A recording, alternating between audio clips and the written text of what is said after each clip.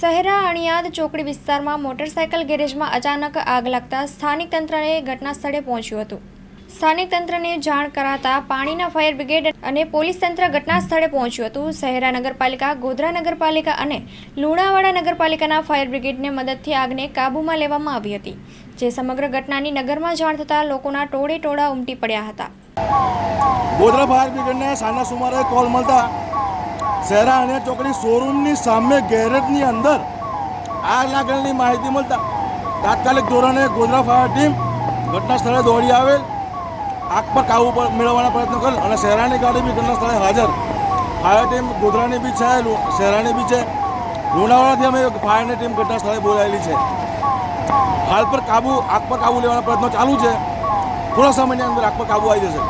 કયા કારણોસર આગ લાગી એની કોઈ જાણકારી નથી અને કેટલું નુકસાન છે એનો કોઈ બનાવ અંદાજિત અમને નથી। આપનું નામ? Thakor Bhaveshsinh Pravinsinh, Godhra fire brigade.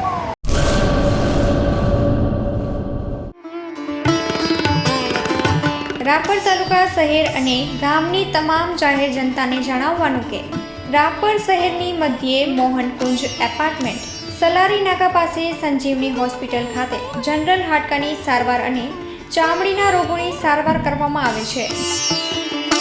સેવા આપતા ડૉક્ટર પ્રવીણભાઈ રાંગી, ડૉક્ટર સાગર સોલંકી અને ચામડી રોગના સ્પેશિયાલિસ્ટ ડૉક્ટર મિતેશભાઈ ઠક્કર આવશે। ચામડી રોગના ડૉક્ટર પ્રવીણ ત્રીજા રવિવારે સેવા આપશે।